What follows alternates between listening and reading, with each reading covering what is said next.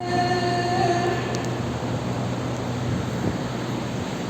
على الفلاح.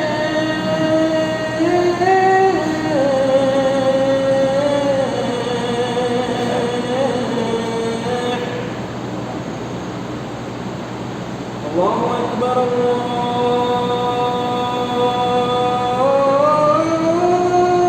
أكبر. لا إله إلا الله.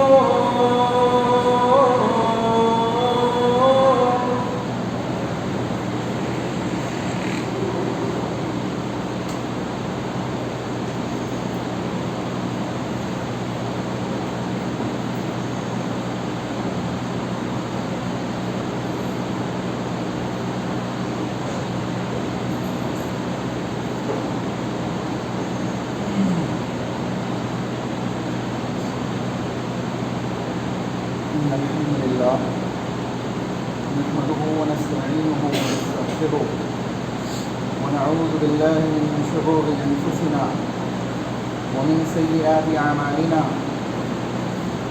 من يهده الله فلا مضل له ومن يضلل فلا هادي له، وأشهد أن لا إله إلا الله وحده لا شريك له، وأشهد أن محمدا عبده ورسوله. أما بعد، فإن خير الحديث كتاب الله، وخير الهدي هدي محمد صلى الله عليه وسلم، وشر الأمور محدثاتها، وكل محدثة بدعة، وكل بدعة ضلالة، وكل ضلالة في النار. وقال الله تعالى في كتابه المجيد: أعوذ بالله من الشيطان الرجيم، بسم الله الرحمن الرحيم. ما آتاكم الرسول فخذوه وما نهاكم عنه فانتهوا. وقال في موضع آخر: من يطع الرسول فقد أطاع الله.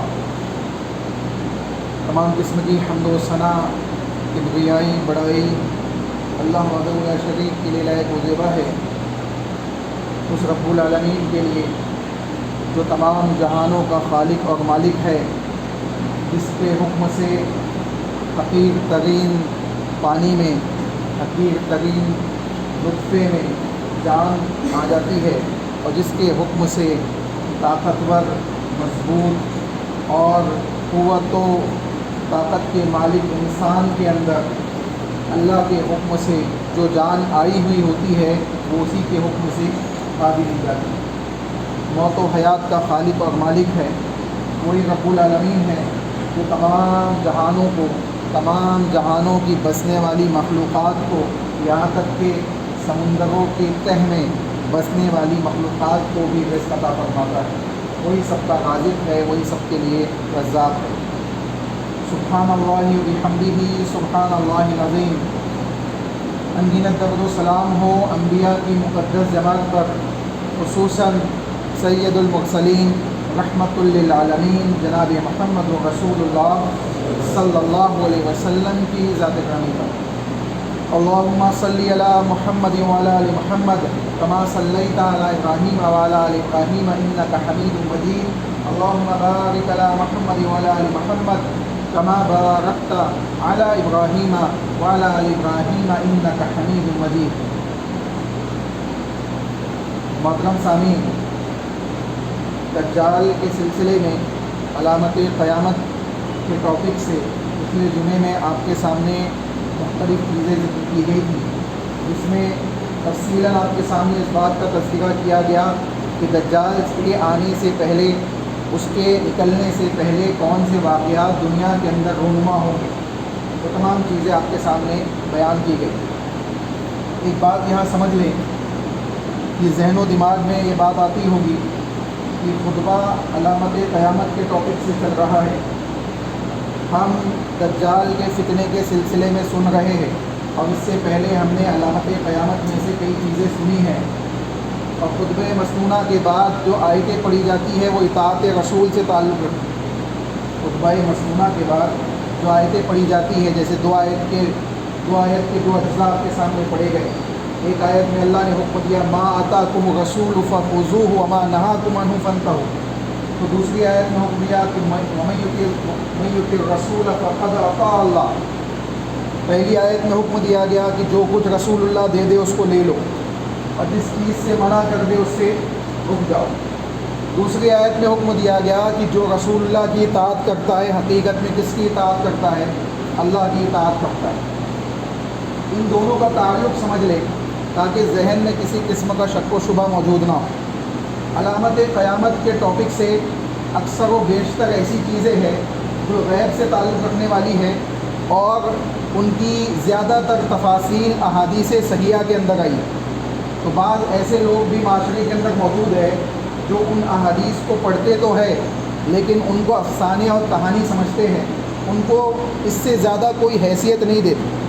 تو ان کو سمجھنا چاہیے کہ اگرچہ کچھ ایسی چیزیں بھی ہیں جس کا تذکرہ کتاب اللہ کے اندر موجود نہیں ہے، جیسے ہم دجال کے واقعے کو سن رہے پچھلے جمعے میں نے آپ کے سامنے بیان کیا تھا کہ کتاب اللہ کے اندر دجال کے سلسلے میں کوئی تفصیل موجود نہیں ہے، نہ مجمل نہ اجمالاً، نہ تفصیلاً موجود ہے نہ مختصر انداز میں کوئی چیز موجود ہے۔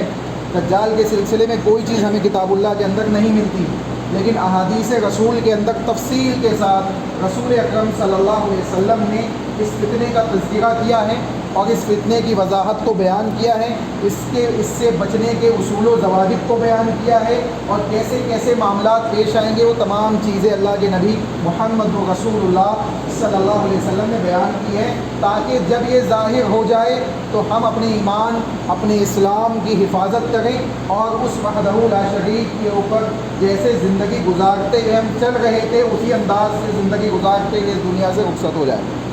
تو آیت کریمہ کے اندر اللہ نے اسی بات کا حکم دیا کہ رسول اللہ جو کچھ دے دے اس کو لے لو۔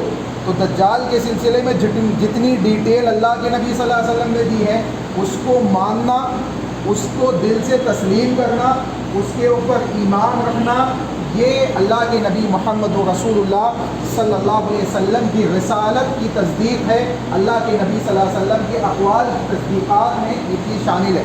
اگر کوئی انسان کسی ایک جز کا یا کسی ایک ایسی چیز کا جس کو اللہ اس کے رسول نے بیان کیا ہے منکر ہو جاتا ہے، کہتا ہے میں نہیں مانتا اس بات کو، یہ اسلام کا حصہ ہے۔ مثال کے طور پہ نماز ہے یا زکوٰۃ ہے، کوئی انسان کہے کہ میں زکوٰۃ کو مانتا ہی نہیں کہ اسلام کا حصہ ہے، یا نماز کو مانتا ہی نہیں کہ اسلام کا جز ہے، اسلام کا ایک رکن ہے، میں نہیں مانتا اس کو، ایسا شخص اسلام سے نکل جائے گا، اسلام سے اس کا کوئی تعلق نہیں ہوگا، اسلام سے وہ خارج ہو جائے گا۔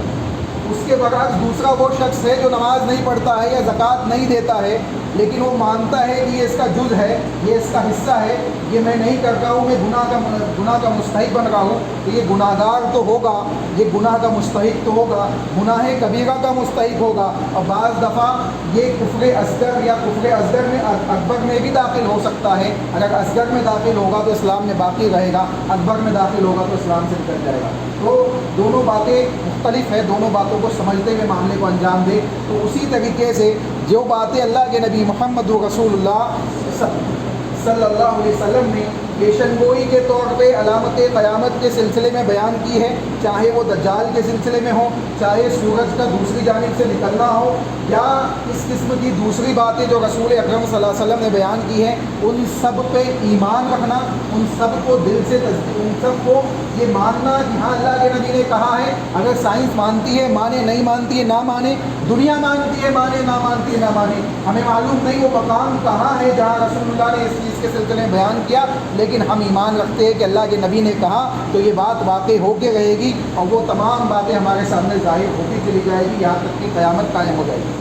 چنانچہ اللہ کے نبی محمد رسول اللہ صلی اللہ علیہ وسلم کی اطاعت کا حکم اللہ نے دیا۔ اللہ کے نبی کے سلسلے میں اللہ نے اس بات کا حکم دیا کہ جو کچھ رسول اللہ دے اس کو لے لو، اور جو اللہ کے نبی کی اطاعت کرے گا در حقیقت وہ اللہ کی اطاعت کرے گا۔ چنانچہ یہ دونوں آیتیں اسی ضمن میں اسی مضمون کے تحت آپ کے سامنے پڑھی جاتی ہے، تاکہ ذہن میں بات باقی رہے کہ اللہ کے نبی محمد رسول اللہ صلی اللہ علیہ وسلم کی باتیں معمولی نہیں ہیں، بلکہ جس طریقے سے قرآن کے اوپر ایمان رکھنا ہے اس کے اوپر عمل کرنا ہے، ویسے ہی رسول اللہ صلی اللہ علیہ وسلم کی باتوں پہ ایمان رکھتے ہوئے اس پہ عمل کرنا ہے، اس کو اپنی زندگی کا جز بنانا ہے۔ آئیے ہم آگے چلتے ہیں۔ رسول اکرم صلی اللہ علیہ وسلم نے دجال کے نکلنے کے سلسلے میں جو علامتیں بیان کی ہیں اس میں ایک اہم چیز اللہ کے نبی صلی اللہ علیہ وسلم نے یہ بیان کی، مسند احمد کی حدیث ہے اللہ کے نبی جناب محمد رسول اللہ صلی اللہ علیہ وسلم ارشاد فرماتے ہیں لا یخرج الدجال حتی یذهل الناس عن ذکرہ وحتی یترک الائمة ذکرہ علی المنابر۔ اللہ کے نبی محمد رسول اللہ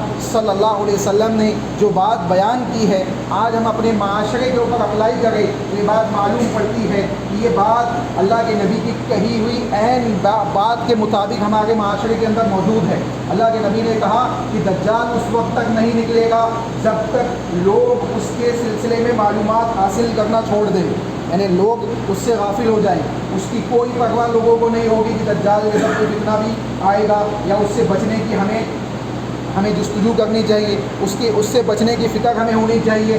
ایسی کوئی چیز لوگوں کے ذہن و دماغ میں باقی نہیں بچے گی۔ اللہ کے نبی نے کہا ان ذکر ہی، اس کے ذکر سے بھی یعنی اس کی باتیں بھی لوگوں کے درمیان ہونا کیا ہوگی، بند ہو جائے گی، کوئی اس کے سلسلے میں گفتگو نہیں کرے گا، یہاں تک کہ اللہ کے نبی نے بیان فرمایا حتی تترک الائمۃ ذکرہ علی المنابر۔ اللہ کے نبی نے کہا یہاں تک کہ ائمہ، مساجد کے خطبہ، مساجد کے خطیب، وہ ممبروں سے دجال کے سلسلے میں بیان کرنا بند کر دیں، اس کے سلسلے میں بیانات نہیں ہوں گے، اس کی علامتیں نہیں لوگوں کو بتائی جائے گی، اس کے فتنے سے لوگوں کو نہیں ڈرایا جائے گا، اس سے بچانے اور اس سے بچنے والی چیزوں کو لوگوں کے سامنے نہیں پیش کیا جائے گا۔ یہ تمام چیزیں بند ہو جائے گی، یہاں تک کہ لوگ غافل ہو گئے کہ ایسا کوئی فتنہ بھی آئے گا، ایسی شکل میں دجال کا نکلنا ہوگا، اس کا خروج ہوگا، وہ نکلے گا، یہاں تک کہ رسول اللہ صلی اللہ علیہ وسلم نے بیان کیا کہ ممبروں سے بھی اس کا تذکرہ بند ہو جائے گا۔ آج ہم جائزہ لے، یہ بات معلوم پڑتی ہے کہ کئی ایسے لوگ ہیں جن کو اس کے سلسلے میں علامتیں یا ان سے بچنے کے طور طریقے معلوم نہیں ہیں کہ کون سا عمل کرنا چاہیے جس سے یہ فتنہ اگر ظاہر ہو جائے تو ہم بچ سکتے ہیں، ہمیں معلوم نہیں ہے۔ اللہ کے نبی محمد رسول اللہ صلی اللہ علیہ وسلم نے یہ بات بیان کی کہ اصحاب سورہ کہف کی تلاوت کرنا جمعہ کے دن انسان کو دجال کے فتنے سے محفوظ کرتا ہے۔ اسی طریقے سے سورہ کہف کی ابتدائی 10 آیتوں کا حفظ کرنا انسان کو دجال کے فتنے سے کیا کرتا ہے، محفوظ کرتا ہے۔ تو یہ بات رسول اکرم صلی اللہ علیہ وسلم نے وضاحت کے ساتھ احادیث صحیحہ کے اندر بیان کی، جو اس بات کے اوپر دلالت کرتا ہے کہ اگر یہ فتنہ ظاہر ہو جاتا ہے تو ایسی شکل میں انسان اگر ان چیزوں پہ عمل کرتا ہوا زندگی گزار رہا ہے، پہلے سے معمولات کے اندر داخل ہے، تو اللہ رب العالمین ایسے اسباب اس کے لیے پیدا کر دے گا کہ اس فتنے سے اس کو محفوظ کر لے گا، اس کے ایمان کو محفوظ کر لے گا، اور اللہ رب العالمین کی مدد ایسے لوگوں کے ساتھ خصوصی طور پہ موجود ہوگی جو ان چیزوں کا احتیاط کرتے ہیں۔ دوسری چیز جو حدیث سے معلوم پڑتی ہے کہ ائمہ مساجد کے ائمہ، خطبہ، خطیب حضرات اس کا تذکرہ کرنا چھوڑ دیں گے، لوگوں کے سامنے اس فتنے کو بیان کرنا چھوڑ دیں گے۔ میں نے آپ سے اس سے پہلے بیان کیا تھا کہ حضرت حذیفہ رضی اللہ تعالیٰ عنہ صحابی رسول ہے، اللہ کے نبی صلی اللہ علیہ وسلم کے پاس جاتے ہیں اور اکثر و بیشتر فتنوں کے سلسلے میں سوال کرتے۔ دوسرے صحابہ کیا کرتے تھے، بھلائی کے سلسلے میں سوال کرتے تھے، اور حضرت حذیفہ کیا کرتے تھے، فتنوں کے سلسلے میں سوال کرتے تھے۔ اللہ کے نبی یہ فتنہ آئے گا تو ہم کو کیا کرنا چاہیے، یہ فتنہ آئے گا تو ہم کو کیا کرنا چاہیے، اس فتنے کے بعد ہماری کیفیات کیا ہونا چاہیے، ہمیں کیا اعمال انجام دینے چاہیے کہ اپنی ایمان۔ حضرت حذیفہ رضی اللہ تعالیٰ عنہ سے بعض لوگوں نے یہ بات پوچھی بھی کہ ایسا کیوں کرتے ہو؟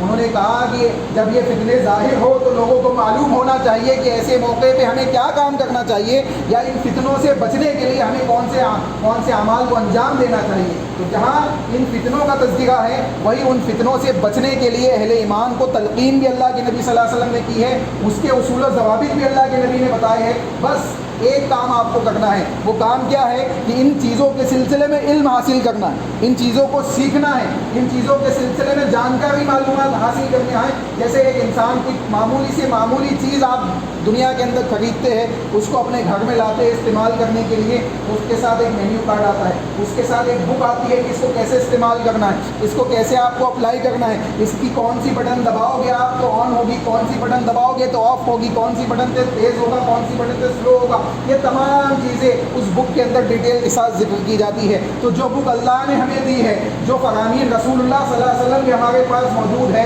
دنیا کی آسانیوں کو حاصل کرنے کے لیے، دنیا کے فتنوں سے بچنے کے لیے، آخرت میں اللہ کی رحمت کے مستحق بننے کے لیے، اور جنت الفردوس کے اندر داخل ہونے کے لیے جو اصول و ضوابط ہمارے پاس موجود ہے، اگر ہم اس کو نہیں پڑھیں گے، اس کو نہیں سیکھیں گے، اس کی تعلیمات کو حاصل نہیں کریں گے تو وہ فائدہ ہم کو حاصل نہیں ہوگا، دنیا و آخرت کی کامیابی کا لطف ہم نہیں اٹھا پائیں گے۔ اللہ سے دعا ہے کہ اللہ ہمیں اس کی توفیق عطا فرمائے۔ آئیے اب ہم کچھ چیزیں ایسی سنتے ہیں جو دجال کے سلسلے میں احادیث صحیحہ کے اندر مختلف الفاظ کے ساتھ اللہ کے نبی محمد رسول اللہ صلی اللہ علیہ وسلم نے اس کی علامتیں بیان کی ہے کہ جسمانی طور پہ دجال کیسا ہوگا، جسمانی طور پہ دجال کیسا ہوگا۔ دجال کوئی ایسی شخصیت الگ مخلوق نہیں ہے کہ اس کو کوئی سیم ہو گئے یا اس کو کوئی الگ سے کوئی ایڈیشنل چیزیں ہوگی۔ بعض لوگ تصاویر سوشل میڈیاز پہ وائرل کر دے، دو آنکھیں بیچ میں ایک آنکھ اور بنا دیتے، کہتے ہیں یہ دجال پیدا ہوا ہے، یہ بچہ پیدا ہوا جس کی ایسی آنکھ ہے۔ دجال کی ایسی کوئی کیفیات نہیں ہوگی۔ اللہ کے نبی محمد رسول اللہ صلی اللہ علیہ وسلم نے جو چیزیں بیان کی ہیں یہ سب جھوٹ کی باتیں ہیں جو معاشرے کے اندر پھیلائی جاتی ہے۔ لیکن جہاں مسیح دجال کا لفظ استعمال کیا گیا، ابتدا میں آپ کو بتایا گیا تھا کہ مسیح کا معنی کیا ہوتا ہے، بہت زیادہ سچا یا بہت زیادہ جھوٹا، بہت زیادہ سچا یا بہت زیادہ جھوٹا، دونوں معنی آتے ہیں۔ اس لیے عیسیٰ علیہ السلام کے ساتھ بھی مسیح لگا ہوا ہے کہ بہت زیادہ سچے، تصدیقات کرنے والے، اللہ کے اوپر ایمان لانے والے، اللہ کی ایمانیات کی تصدیق کرنے والے حضرت عیسیٰ علیہ السلام، لوگوں کے لیے مبلغ داعی کی حیثیت رکھنے والے حضرت عیسیٰ علیہ السلام۔ تو وہی دجال کے ساتھ بھی مسیح کا لفظ احادیث صحیحہ کے اندر آیا، مسیح دجال، کہ بہت زیادہ جھوٹا، بہت زیادہ مکر و فریب کرنے والا، لوگوں کے سامنے عجائبات کو دکھانے والا اور لوگوں کے سامنے ایسی چیزوں کو پیش کرنے والا کہ لوگ اس کو دیکھ کر گمراہ ہو جائیں گے۔ لوگوں کے سامنے اس کے جو لشکر ہوں گے شیاطین کے، وہ اس کا تعاون کرنے والے ہوں گے۔ وہ تمام چیزیں انشاءاللہ احادیث صحیحہ کے اندر آئیں گی۔ یہاں ہم اجسام کے سلسلے میں دیکھتے ہیں کہ اس کا جسم کیسا ہوگا، اس کے جسم کی کیفیات اللہ کے نبی نے کیا کہی۔ اللہ کے نبی صلی اللہ علیہ وسلم نے بیان کیا قصیر و افحج، اس کی کیفیت کیا ہوگی، یہ پستہ قد کا ہوگا۔ احادیث کے مختلف الفاظ کو جمع کرنے کے بعد جو بات ہمیں معلوم پڑتی ہے یہ پستہ قد ہوگا، یہ پستہ قد ہوگا اور بنی آدم میں سے ہوگا، ابن آدم میں سے ہوگا، حضرت آدم کی اولاد میں سے ہوگا، اسی زمین پہ پیدا ہوا ہے۔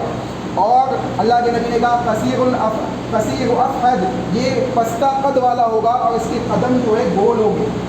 قدم کیا ہوں گے، ہم سیدھے کھڑے ہو جاتے ہیں، اس کے قدم کیسے ہوں گے، اس طریقے سے گول مڑے ہوئے ہوں گے اور چلنے میں معیوب ہوگا، عیبدار ہوگا۔ جب چلے گا تو بہت عیبدار دکھائی دے گا، معیوب دکھائی دے گا۔ کسی انسان کے قدم اس طریقے سے گول ہو تو کیا ہوتا ہے، وہ تھوڑا سا عیب دکھائی دیتا ہے، لیکن یہ اللہ کی تخلیق ہے۔ یہاں اللہ کے نبی صلی اللہ علیہ وسلم نے اس بات کو اس لیے بیان کیا کہ لوگ اس کی کیفیات کو دیکھ کے سمجھ جائے کہ یہ دجال اور اس کے فتنے سے محفوظ ہو جائے۔ اللہ کے نبی نے کہا کہ یہ چھوٹے قد کا ہوگا اور اس کے قدم کیا ہوگے، گول ہوگے۔ اسی طریقے سے اللہ کے نبی نے کہا جفال الشعری، اور بال اس کے گھنگرالو ہوں گے، بال گھومے ہوئے ہوں گے، جیسے گول گول گھومے ہوئے بال ہوتے ہیں لوگوں کے، تو اس طریقے سے گھنگرالو بال ہوں گے اس کے۔ مطموس العین، پچکی ہوئی آنکھ ہوگی، پچکی ہوئی آنکھ ہوگی۔ بعض احادیث کے اندر سیدھی آنکھ اور بعض کے اندر الٹی آنکھ، یعنی دائیں اور بائیں دونوں قسم کی آنکھوں کا تذکرہ ملتا ہے۔ تو اہل علم نے اس کے درمیان تدبیر اس انداز سے کی ہے کہ کبھی اس کی دائیں آنکھ پچک جائے گی، کبھی بائیں آنکھ پچک جائے گی، یعنی ایک آنکھ ہمیشہ کیا ہوگی، پچکی بھی ہوگی، یعنی کانا دجال ہوگا، کانا دجال ہوگا۔ اس لیے اللہ کے نبی صلی اللہ علیہ وسلم نے کیا کہا، کانا دجال، یہ معبود نہیں ہے، یہ معبود برحق نہیں ہے۔ معبود برحق کون ہے، وہ اللہ رب العالمین ہے جو تمام عیوب سے پاک ہے۔ اس کی آنکھ ہی میں اللہ نے عیب پیدا کر دیا، اس کے قدموں میں اللہ نے عیب پیدا کر دیا تاکہ لوگ سمجھ جائے کہ یہ معبود نہیں ہے، یہ معبود نہیں ہے، اس کے مکر و فریب سے لوگ بچ جائے۔ اللہ کے نبی صلی اللہ علیہ وسلم نے ایک لفظ حدیث کے اندر یہ بھی بیان کیا، جانن، سفید رنگ کا ہوگا، یعنی دیکھنے میں کیا ہوگا، آپ دیکھیں آج لوگ شکل و صورت کو دیکھ کے ایمان لاتے ہیں۔ بعض لوگ یہ کہتے ہیں کہ ہاں یہ مولوی بڑا اچھا دکھ رہا ہے، بڑا اسمارٹ دکھ رہا ہے، اس کا چہرہ بڑا نورانی ہے، تو یہ صحیح دین پہ ہوگا، یہ صحیح دین پہ ہوگا، یہ اچھا نہیں دکھ رہا، یہ اسمارٹ نہیں دکھ رہا، یہ ایسی دکھ رہا ہے، یہ ایسی ہے، اس کے اوپر نور نہیں ہے، اللہ کی رحمت نہیں ہے۔ یہ ہم نے ایک اندازہ لگایا ہوا، یہ ہماری کیفیات ہے۔ حضرت بلال رضی اللہ تعالیٰ عنہ حبشی تھے، کالے تھے، اور اس کے مقابلے میں ابو لہب سفید تھا، اس انداز سے سفید تھا کہ اس کے چہرے پہ خون اتر آتا تھا، خون اتر آتا تھا، لال رنگ کا۔ حضرت بلال حبشی کی حیثیت کیا تھی اللہ کے نزدیک، اس کا اندازہ لگائے۔ اللہ کے نبی محمد رسول اللہ صلی اللہ علیہ وسلم حضرت بلال کو بلاتے ہیں، کہتے ہیں بلال کون سا عمل کرتے ہو، جنت میں تمہاری جوتیوں کی آواز میں نے سنی ہے۔ اللہ کے نبی صلی اللہ علیہ وسلم مجھے معلوم نہیں کون سے عمل کی وجہ سے آپ نے یہ چیز سنی ہے۔ اللہ کے نبی شاید یہ عمل ہو کہ میں ہر وضو کے بعد نماز پڑھتا ہوں، شاید اس عمل کی وجہ سے اللہ رب العالمین نے آپ کو یہ چیز دکھائی ہے۔ چنانچہ معلوم کیا پڑ رہا ہے کہ حضرت بلال کی وہ حیثیت ہے اللہ کے نزدیک کہ اللہ کے نبی کو اسی دنیا کے اندر بتا دیا گیا کہ بلال جنتی ہے، بلال جنتی ہے، وہ ایمان کا پیکر ہے۔ اور وہاں دوسری جانب جو خوبصورت دکھائی دینے والا ابو لہب ہے، جس کے چہرے پہ خون اتر آتا ہے، سفید ہے، شفاف ہے، اچھا دکھنے والا ہے، خوبصورت ہے، وہ ابو لہب کے سلسلے میں اللہ نے کیا کہا، تبت یدا ابی لہب وتب، اس کے جہنم کی سرٹیفکیٹ کو اللہ نے نازل کر دیا، اور اس سرٹیفکیٹ کے نزول کے 10 سال بعد تک وہ دنیا میں باقی رہا، لیکن ایمان کی توفیق اس کو حاصل نہیں ہوئی۔ تو اللہ کے نزدیک شکل و صورت کی کوئی اہمیت نہیں ہے، آپ کالے دکھتے ہو، آپ سفید دکھتے ہو، آپ کس رنگ کے ہو، آپ کی ہائٹ کیا ہے، آپ کی پرسنالٹی کیا ہے، سفید گورے کی کوئی اہمیت اللہ کے نزدیک نہیں ہے۔ اللہ کے نبی صلی اللہ علیہ وسلم نے اس کی وضاحت احادیث صحیحہ کے اندر متعدد دفعہ بیان کی ہے، وہ موضوع نہیں ہے، ہم آگے چلتے ہیں۔ اللہ کے نبی نے کہا سفید رنگ کا ہوگا، دکھنے میں سفید ہوگا۔ اللہ کے نبی صلی اللہ علیہ وسلم نے آگے بیان کیا اجعل الجبہتی، چوڑی پیشانی والا ہوگا، پیشانی چوڑی ہوگی، پیشانی کی کیفیت کیا ہوگی، چوڑی ہوگی۔ اور اللہ کے نبی صلی اللہ علیہ وسلم نے کہا مکتوب بین عینین کاف فارا، اللہ کے نبی نے بیان کیا اس کی دونوں آنکھوں کے درمیان میں، یہ دونوں آنکھیں ہیں، ان دونوں آنکھوں کے درمیان کا جو پیشانی کا یہ حصہ ہے یہ چوڑی ہوگی، اور اس پیشانی کے حصے پہ کاف فا اور را لکھا ہوا ہوگا، اس کا معنی ہوتا ہے کافر، یعنی کفر کرنے والا۔ یہ دجال کفر کرنے والا ہے، یہ ایمان والا نہیں ہے، اس کا ایمان سے یا کسی اللہ رب العالمین کی کسی دوسرے معاملات سے، کسی دوسری صفات سے اس کا کوئی تعلق نہیں ہے، یہ کافر ہے۔ اللہ رب العالمین نے، اللہ کے نبی صلی اللہ علیہ وسلم نے اس کی وضاحت کو بیان کیا۔ آخری چیز جو ہمیں حدیث میں ملتی ہے وہ یہ عقیم، یہ لاولد ہوگا، اس کی کوئی اولاد نہیں ہوگی، بانجھ ہوگا، اس کی اولاد نہیں ہوگی۔ اللہ کے نبی صلی اللہ علیہ وسلم نے اس بات کی وضاحت کو بیان کیا کہ اس کی کوئی اولاد نہیں ہوگی۔ یہ تمام کیفیات ہمیں واضح طور پہ بتائی گئی، اور اللہ کے نبی نے یہاں تک بیان کیا کہ اس کی دونوں آنکھوں کے درمیان جو کاف فا را لکھا ہوگا ہر شخص پڑھ لے گا، جو پڑھا لکھا ہوگا وہ بھی پڑھ لے گا، جو ان پڑھ ہوگا وہ بھی پڑھ لے گا، اور اس کے سامنے بات واضح ہو جائے گی۔ اگر اس کو یہ معلوم ہوگا کہ اللہ کے نبی نے یہ بات بیان کی ہے، اگر اس نے اس دنیا میں علم سیکھا ہوگا، اللہ اس کے رسول کے فرامین کو سیکھنے کے لیے جستجو کی ہوگی، اور اس نے یہ بات جانی ہوگی کہ اس قسم کا فتنہ آئے گا، اس کے پیشانی پہ یہ بات لکھی ہوگی، اس کے فتنے سے مجھے بچنا ہوگا، اپنے ایمان کی حفاظت کرنی ہوگی، اگر اس کو یہ سب باتیں معلوم ہوگی، علم سیکھا ہوگا، اللہ رب العالمین اس کی حفاظت کر لے گا، اللہ رب العالمین اس کو بچا لے گا۔ چنانچہ اللہ کے نبی نے کہا عقیم، یہ بانجھ ہوگا، اس کی اولاد نہیں ہوگی۔ آئیے اللہ کے نبی محمد رسول اللہ صلی اللہ علیہ وسلم نے یہاں تک یہ بیان کر دیا کہ یہ ظاہر کہاں سے ہوگا، کہاں سے نکلے گا، کس جانب سے اس کا ظہور ہوگا۔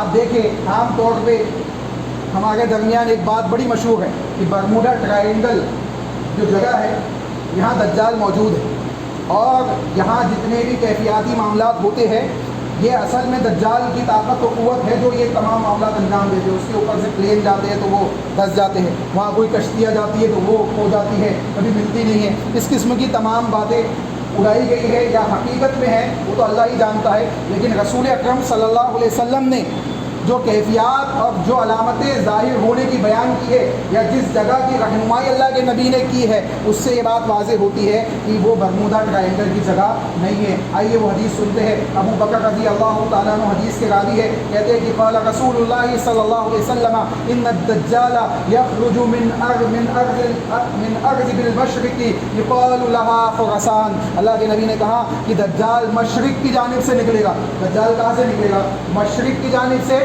نکلے گا، اور ایسی جگہ سے نکلے گا جس جگہ کا نام خراسان ہوگا۔ خراسان کون سی جگہ کا نام ہے؟ ایران کے اندر ایک مقام ہے جہاں جس جگہ کا نام خراسان ہے، اس مقام کے آس پاس سے دجال نکلے گا۔ اور اگر آپ برموڈا ٹرائنگل کو دیکھیں تو وہ امریکہ کے فلوریڈا نامی جو علاقہ ہے اس علاقے کے نزدیک برموڈا ٹرائنگل ہے، یعنی دونوں کے درمیان کئی میلوں کی مسافت ہے۔ کوئی میل جول ملتا نہیں ہے. لوگوں نے ایک بات مشہور کر دی ہے. اللہ کے نبی محمد رسول اللہ صلی اللہ علیہ وسلم نے یہاں تک کہ بیان کیا یتبعوا اقوام، ایک قوم وہاں ہوگی جو اس کی اتباع کرے گی. وہ قوم کون ہوگی؟ وہ یہودیوں کی قوم ہوگی، وہ ایلومناتیز کی قوم ہوگی جو آج معاشرے کے اندر دجال کو پروموٹ کر رہے ہیں. آپ دیکھیں بے حیائی کو عام کرنا، اس قسم کے سمبولز کو عام کرنا جو دجالی کیفیات کو پروموٹ کرنے والے ہیں، یہ تمام چیزیں آج معاشرے کے اندر آپ دیکھیں گے اسی قسم کی تنظیموں کے کنٹرول میں ہے جو دنیا کے اندر اس کو پھیلا رہی ہے. اللہ کے نبی صلی اللہ علیہ وسلم نے ارشاد فرمایا یتبعوا اقوام، ایک قوم اس کی اتباع کرے گی کان وجوہہم المجاء المطرقہ. اللہ کے نبی نے آگے بیان کیا، مسند احمد کی حدیث ہے، اللہ کے نبی نے کہا ان کے چہرے ایسے ہوں گے جیسے ڈھال ہوتی ہے، ڈھال ہوتی ہے نا، تلوار اور ڈھال ہوتی ہے، تو چپٹی ہوئی ڈھال کے مانند ہوں گے، چپٹی ہوئی ڈھال کے مانند ہوں گے. یہ چہرہ چوڑا ہوگا اور گول ہوگا. چہرے کی کیفیت اللہ کے نبی نے کیا بتائی کہ گول ہوگا اور چوڑا ہوگا، چوڑے منہ والے ہوں گے، گول چہرہ ہوگا. رسول اکرم صلی اللہ علیہ وسلم نے پوری کیفیات بیان کر دی، یہاں تک کہ اللہ کے نبی نے کہا کہ یہودیوں کی ایک بڑی جماعت اس کے ساتھ ہوگی، یہودیوں کی ایک بڑی جماعت اس کے ساتھ ہوگی جس کی تعداد غالباً 70,000 تک بیان کی گئی. تو آج ہم دیکھتے ہیں کہ ایران کے آس پاس جو علاقہ ہے وہاں پہ یہودی جمع ہو گئے، دھیرے دھیرے ان کی تعداد وہاں بڑھ گئی ہے. اور رسول اکرم صلی اللہ علیہ وسلم نے جو کیفیات بیان کی ہے، آج وہاں اس ملک کا ایک بیس ہے جہاں سے دجال کے نکلنے کی علامتیں بیان کی گئی ہے. خراسان نامی جگہ باضابطہ طور پہ یہ تمام چیزیں رسول اللہ نے رہنمائی کی ہے اور لوگوں کو ذہنی طور پہ ایک چیز کے اوپر گامزن کر دیا گیا کہ برمودا ٹرائنگل ہی وہ جگہ ہے جہاں دجال موجود ہے. حالانکہ ایسی کوئی وضاحت ہمیں نہیں ملتی. اللہ کے نبی صلی اللہ علیہ وسلم کی احادیث سے بات واضح ہوتی ہے کہ وہ جگہ برمودا ٹرائنگل کی نہیں ہے. اس کے علاوہ اللہ کے نبی محمد رسول اللہ صلی اللہ علیہ وسلم نے جو ایک اہم چیز یہ بھی بیان کی، اللہ کے نبی نے واضح طور پہ بیان کیا ان نواس بن سمعان رضی اللہ تعالیٰ عنہ قال ان النبی صلی اللہ علیہ وسلم قال انه خارج خلقۃ بین الشام والعراق. اللہ کے نبی نے کہا کہ شام اور عراق کے درمیان کا جو علاقہ ہے وہاں سے ہی نکلے گا، وہاں سے یہ نکلے گا. یعنی خراسان کا علاقہ کہاں ہوگا؟ شام اور عراق کے درمیان. اگر شام اور عراق کے درمیان کا وہ دیکھیں تو جہاں فلسطین کی بارڈر اور ایران کی ابتدا ہوتی ہے اسی کے آس پاس کا یہ علاقہ ہوگا جہاں سے دجال کا خروج ہوگا. تو اللہ کے نبی صلی اللہ علیہ وسلم نے اس کی جسمانی کیفیات کو ذکر کیا. اللہ کے نبی صلی اللہ علیہ وسلم نے کہاں سے نکلے گا اس کا تذکرہ کیا، کیسے فتنے برپا کرے گا، کتنے دن زمین پہ رہے گا، کتنے دن اس کے معاملات ہوگے، وہ تمام چیزیں رسول اللہ صلی اللہ علیہ وسلم نے بیان کی. یہاں تک کہ حضرت تمیم داری رضی اللہ تعالیٰ عنہ کی وہ لمبی حدیث آپ کے سامنے ہے، انشاءاللہ اگلے جمعے میں تفصیلاً اس کو آپ کے سامنے رکھا جائے گا. اللہ کے نبی صلی اللہ علیہ وسلم کے پاس حضرت تمیم داری آئے، عیسائی ہے، ایمان والے نہیں ہیں، لیکن مدینہ میں رہتے ہیں اور اللہ کے نبی کے زبانی دجال کے سلسلے میں بہت سی باتیں سنی ہوئی. اب اندازہ لگائے، اس بات کو ذرا ذہن میں رکھیں، آج کتنے مسلمان ایسے ہیں جو کلمہ پڑھتے ہیں اشہد اللہ الہ الا اللہ واشہد ان محمد عبدہ ورسولہ، اس کے باوجود یہ کہتے ہیں کہ رسول اللہ کی حدیث کو ہم نہیں مانیں گے، رسول اللہ کی حدیث کو ہم نہیں مانیں گے، یہ ہماری عقل کے خلاف ہے، یہ سائنس کے خلاف ہے، یہ معاشرے کے خلاف ہے، ہم اس کو تسلیم نہیں کریں گے، یہ منکر بنے بیٹھے ہوئے ہیں. اور وہ عیسائی ہے، مانتا نہیں ہے، ایمان والا نہیں ہے، لیکن مدینہ کے اندر رہنے کی وجہ سے صحابہ سے رسول اللہ سے بعض باتیں سنی ہوئی ہے دجال کے سلسلے میں. سمندری سفر میں نکلتے ہیں، دو قبیلے کے تقریباً 30 لوگ ان کے ساتھ موجود ہیں. حضرت تمیم داری رضی اللہ تعالیٰ عنہ 30 لوگ موجود ہیں.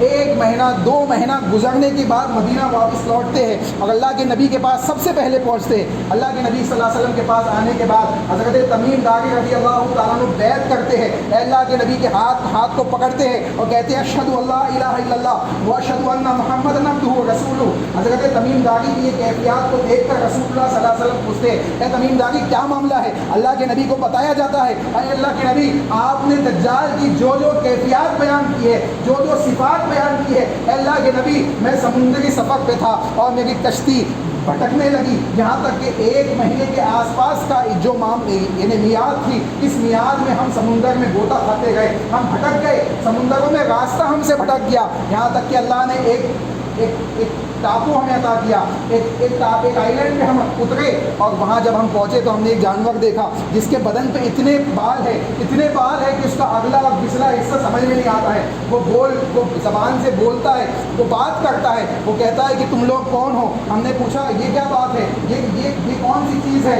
وہ 30 لوگ اہل عرب ہے, تمام کے تمام عربی جاننے والے. وہ کہتے ہیں کہ تو کون ہے. وہ کہتا ہے عمل جساسا, میں جساسا ہوں. اور وہ بتاتا ہے کہ جاؤ اس گفا کے اندر ایک شخص ہے جو تم سے کلام کرنا چاہتا ہے. اور وہاں ان عربی لوگوں کے ساتھ, تمیم داری کے ساتھ موجود ان 30 لوگوں کے ساتھ اور دجال کے درمیان جو گفتگو ہوئی, وہ تمام چیزیں انہوں نے اللہ کے نبی محمد رسول اللہ صلی اللہ علیہ وسلم کے سامنے پیش کی. اور اللہ کے نبی نے اعلان کیا, مدینہ کے اندر منادی لگانے والے کو بھیجا, کہا جاؤ سب کو مسجد میں بلا کے لاؤ. ایسا جمعے کا موقع نہیں تھا, کوئی جلسہ جلوس نہیں تھا. اللہ کے نبی نے خصوصی طور پہ لوگوں کو جمع کیا اور مسجد میں جا کر اللہ کے نبی نے نماز پڑھائی 2 رکعت. اور پھر اللہ کے نبی صلی اللہ علیہ وسلم کھڑے ہوئے اور مسکراتے ہوئے کھڑے ہوئے. اللہ کے نبی مسکراتے ہوئے لوگوں سے خطاب کرنے لگے. خطبہ مسنونہ کے بعد لوگوں کو بیان کیا, لوگوں سنو, یہ تمیم داری ہے جو ایمان کے اندر داخل ہو گئے ہیں. انہوں نے جو کیفیات بیان کی ہے, میں دجال کی وہی کیفیات تمہارے سامنے پہلے بیان کر چکا ہوں. یعنی اللہ کے نبی صلی اللہ علیہ وسلم نے اس کی تصدیقات کو بیان کیا.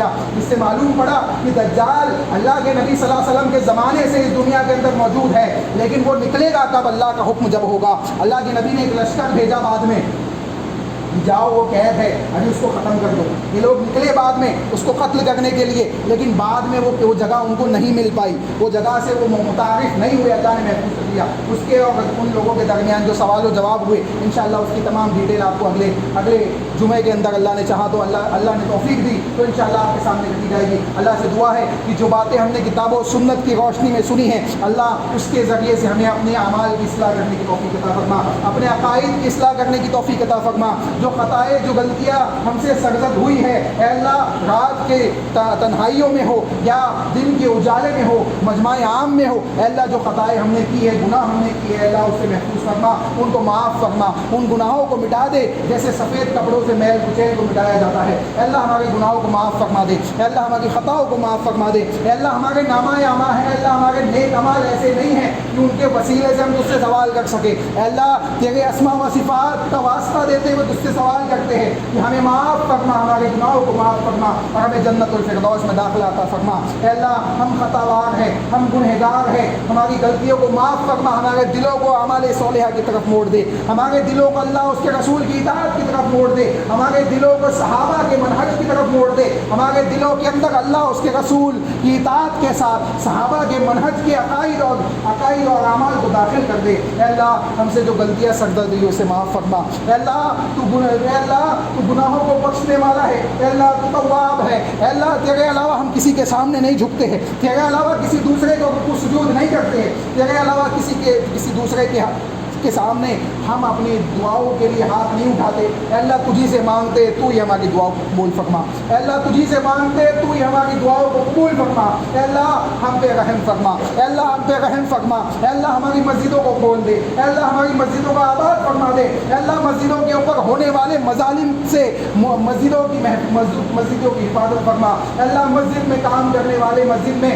نمازوں کو ادا کرنے والے مصلیان, مسجد میں خدمات انجام دینے والے ذمہ داران اور دوسرے لوگ, اے اللہ ان سب کی حفاظت فرما. اے اللہ ان سب کے اعمال صالحہ کی توفیق عطا فرما. اے اللہ جو یہاں بیٹھے ہیں ہم سب کو اپنی زندگیوں کی اصلاح کرنے کی توفیق عطا فرما. اے اللہ ہم سب کو اللہ اس کے رسول کے مطابق اپنی زندگیوں کی اصلاح کرنے کی توفیق عطا فرما. اے اللہ جو لوگ جا چکے ہیں, اس دنیا سے رخصت ہو چکے ہیں, اس دنیا سے فوت ہو چکے ہیں, اے اللہ ان سب کی مغفرت فرما. اے اللہ ان کی قبروں کو جنت کا باغ بنا. اے اللہ ان کے درجات کو بلند فرما. اے اللہ ان کو عذاب قبر سے محفوظ فرما. اے اللہ ہمیں بھی جانا ہے, ہمارے لیے بھی آسانیاں فرما. اے اللہ دنیا و آخرت کی بھلائی عطا فرما, دنیا و آخرت کی حسنہ عطا فرما. اے اللہ ہم سے جو غلطیاں سرزد ہوئی اسے معاف فرما. اے اللہ ہم بہت گنہگار ہیں, خطاوار ہیں, لیکن مالک تیرے رحمت ہمارے گناہوں سے وسیع ہے. اے اللہ تیری رحمت زیادہ وسیع ہے تیرے غضب کے اوپر. اے اللہ تو اپنی رحمت سے ہمیں ڈھانپ لے, اے اللہ اپنی رحمت سے ہمیں ڈھانپ لے اور دنیا و آخرت میں کامیابی عطا فرما. اے اللہ جب قیامت کے دن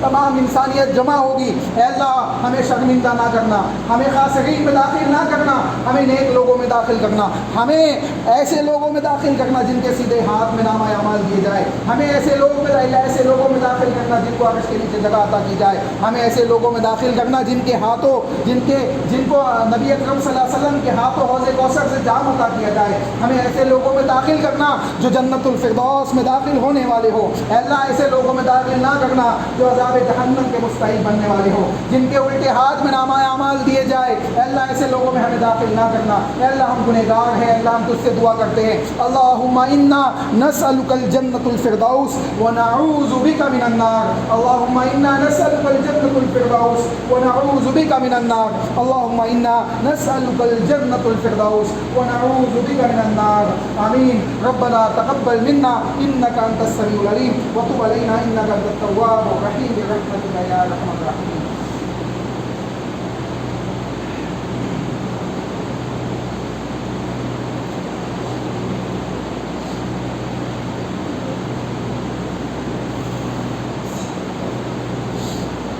إن الحمد لله نحمده ونستعينه ونستغفره ونعوذ بالله من شرور أنفسنا ومن سيئات أعمالنا، من يهده الله فلا مضل له ومن يضلل فلا هادي له، وأشهد أن لا إله إلا الله وحده لا شريك له، وأشهد أن محمدا عبده ورسوله، أما بعد فأعوذ بالله من الشيطان الرجيم، بسم الله الرحمن الرحيم، إن الله وملائكته يصلون على النبي يا أيها الذين آمنوا صلوا عليه وسلموا تسليما، اللهم صل على محمد وعلى ال محمد كما صليت على ابراهيم وعلى ال ابراهيم انك حميد مجيد، اللهم بارك على محمد وعلى ال محمد كما باركت على ابراهيم وعلى ال ابراهيم انك حميد مجيد، عباد الله رحمكم الله، ان الله يأمر بالعدل والاحسان وايتاء ذي القربى وينهى عن الفحشاء والمنكر والبغي يعظكم لعلكم تذكرون، قوموا الى الصلاة.